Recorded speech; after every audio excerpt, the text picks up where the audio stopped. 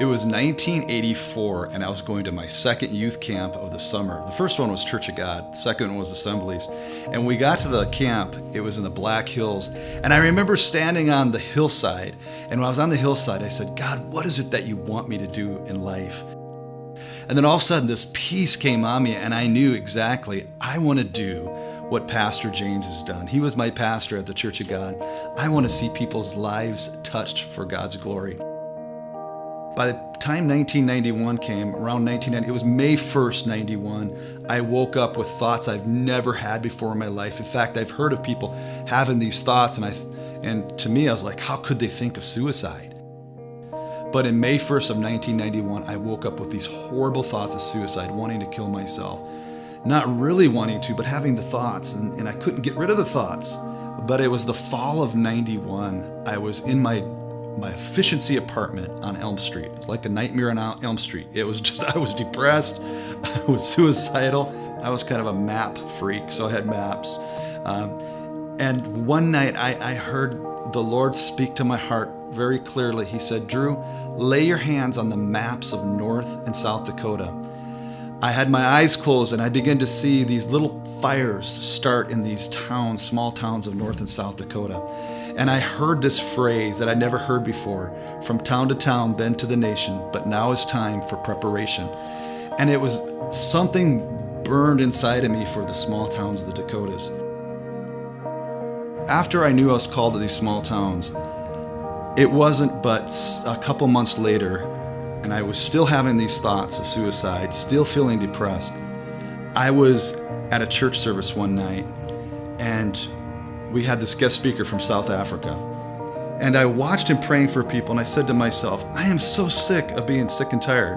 I stood up in front of everyone, and I walked down that aisle, and he said, what do you need? And I said, I've had these thoughts of suicide for months. That's the last thing I remember. He laid his hands on me, and the presence of God overwhelmed me to the point where I couldn't stand. God was setting me free from all this oppression that I've been carrying for a long time. Just the joy of God just overwhelming me. I just began to cry and laugh and just pray in the Spirit. And it just happened over and over and over again for a couple weeks. And then I was asked by a relative of mine to come out to Baltimore. And when I was out in Baltimore, they tried to hire me on full time. But the Lord reminded me, He said, you're not called to Baltimore, Maryland, you're called to the Dakotas, and I want you to go back. In 1994, I went to Beulah, North Dakota as a youth pastor, and that's where I met my wife, Christy. And so I was a youth pastor, she helped out in the youth, and I got to know her, and I see her passion for youth and her abilities to really minister to them. And then she became my intern pastor one summer in 1996. I remember Pastor Ron saying, this is not going to be a conflict for you. I said, no, not at all. And so she became my intern pastor, and about a month and a half into it, I realized, maybe this person is my wife.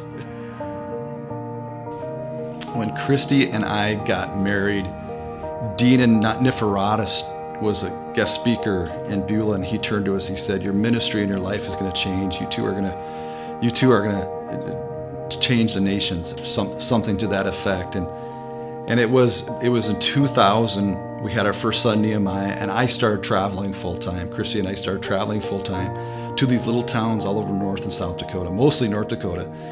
And during that time, it was a time of preparation for me to really get an understanding of the small towns.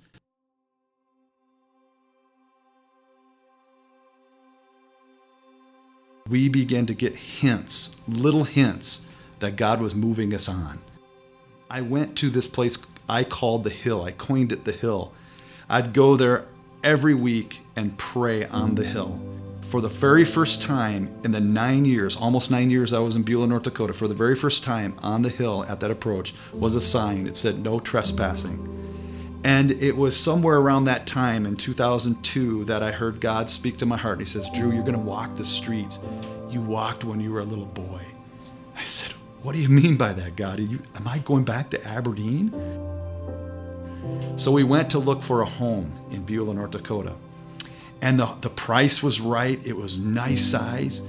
But I remember walking in that garage, I saw a large web, and in that web was a beautiful butterfly. And I knew it was a message to me that don't start your new beginnings trapped in a web. This is not your place. And so all of these confirmations, the last one, I asked for 10, and we probably got close to that. The last one I had was from a guy named Conrad Ziesing.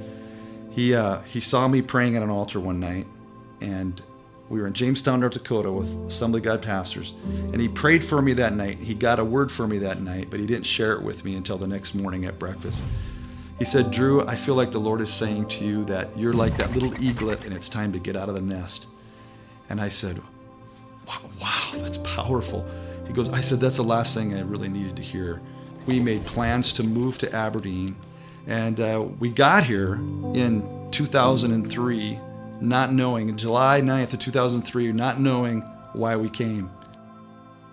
And I remember seeing in my mind's eye a vision of a church started here in Aberdeen, and then these spokes going out from this church to all these little towns around about Aberdeen. And all of a sudden, it's like, wow, yeah, I've had this vision before about small towns. But starting a church in my hometown, are you kidding me? Wow, God. We went forward with the plans that God had for us. There are probably thousands of people that are depressed in this region, that are oppressed, that are discouraged. And what God did for me, He's no respecter of persons. He delivered me from that oppression. In fact, after He delivered me, I heard this statement. He said, "Drew, I can do more in 1 second than you can do in a lifetime." Wow, I thought to myself, that's true. That's what happened. I had for months been trying to get free from this depression, but in 1 second, it was over. It was done. And God's kingdom, God's touch changed my life. And I want to see that for people here in Aberdeen.